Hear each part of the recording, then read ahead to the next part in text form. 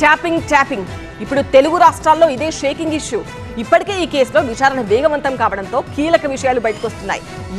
ఎవరి ఫోన్ను ట్యాప్ చేశారో, ఎందుకు ఎలా ట్యాప్ చేశారో తెలియదు కానీ తెలంగాణ రాజధాని హైదరాబాద్ నుంచి ఏపీ రాజధాని అమరావతికి కూడా పాకింది. ఇంతకీ ఆ కొత్త అప్డేట్ ఏంటి?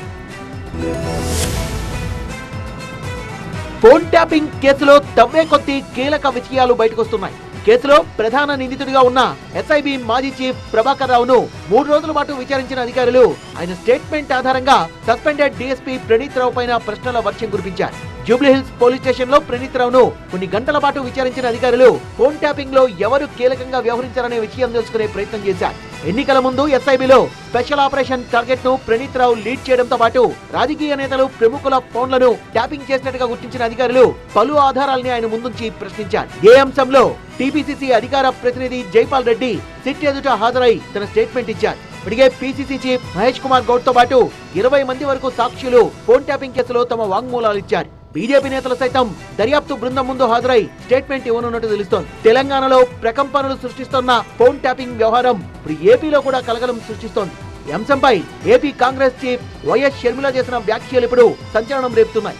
తెలంగాణలో ఫోన్ ట్యాపింగ్ జరిగింది నిజమే అన్న షర్మిల కేసీఆర్, జగన్ కలిసే ఆ ఇన్ఫర్మేషన్ ను షేర్ చేసుకున్నారని ఆరోపించారు. తన ఫోన్ ను, తన భర్త ఫోన్ ను కూడా ట్యాప్ చేశారని, ఆ విషయాన్ని స్వయంగా వైవి సుబ్బారెడ్డి తన దగ్గర నిర్ధారించినట్టు షర్మిల చెప్పడం విశేషం.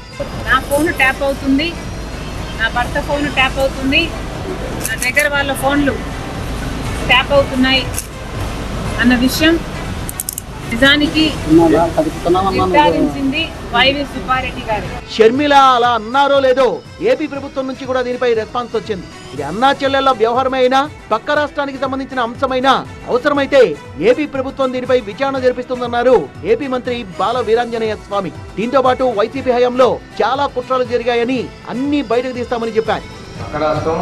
అన్నా చెల్లెలది ఏదైనా కానీ ట్యాపింగ్ చేసింది విచారణ చేయాలంటే చేస్తారండి తప్పకుండా. తెలుగు రాష్ట్రాల్లో సంచలనం రేపుతున్న ఈ ఫోన్ ట్యాపింగ్ వ్యవహారం ముందు ఏ మలుపు తీసుకుంటుందో అన్న ఉత్కంఠ కొనసాగుతోంది ఇప్పుడు.